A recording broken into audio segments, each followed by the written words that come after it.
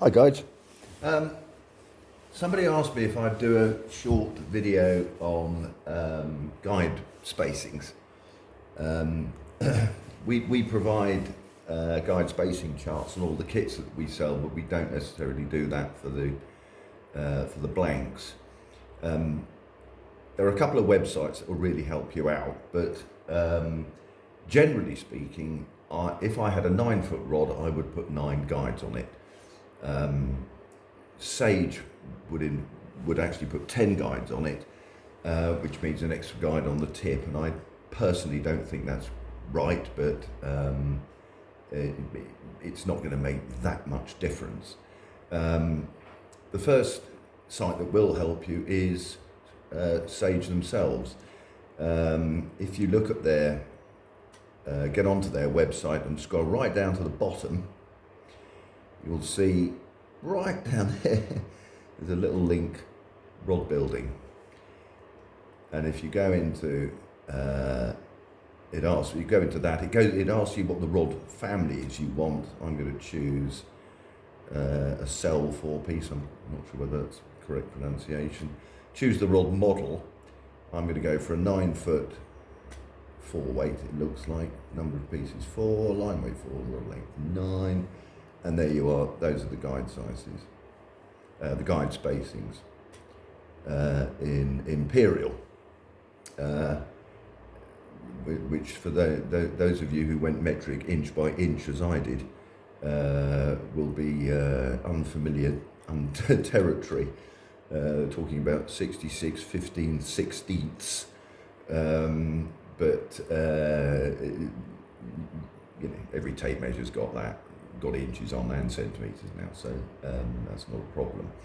The next site, and a better one I think, is a company in the States called Carlin Bamboo, Carlin, makers of fine bamboo fly rods. They list a general guide spacings chart from 7 foot to 8'6".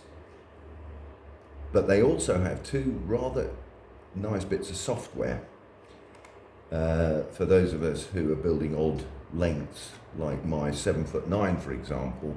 What you do is you type in 7 feet 9 inches,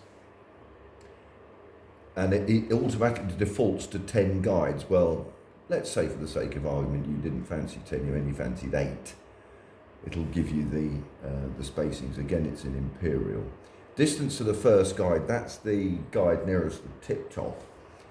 Then it also has an interesting calculation as to where the first stripping guide would be.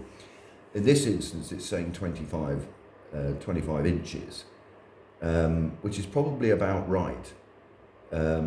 But you can adjust that, and by adjusting it, it will alter the formulation of the guides. It also has an interesting metric option as well, so you can turn it into centimetres. So basically, you can search any length and get it.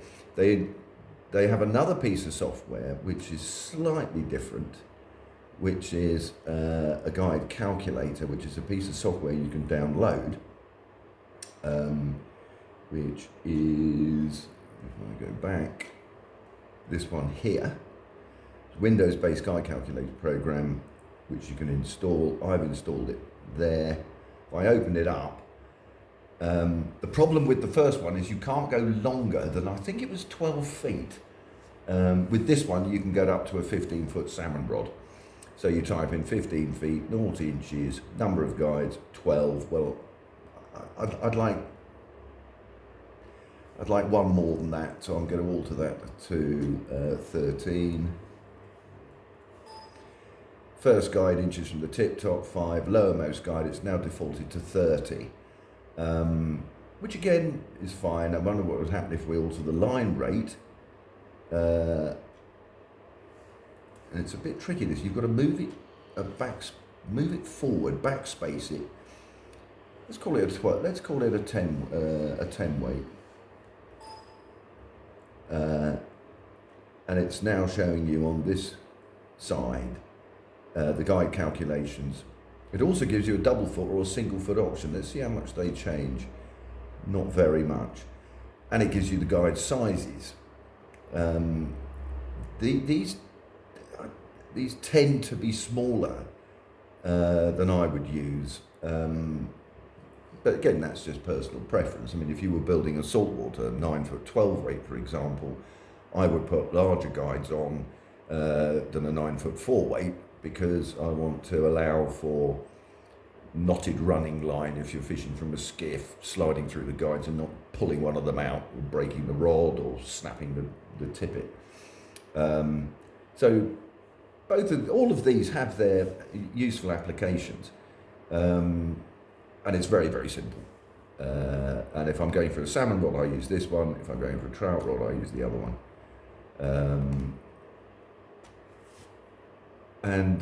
Great, lovely information. Thank you, Colin Bamboo. Thank you, Sage. Cheers. Good luck.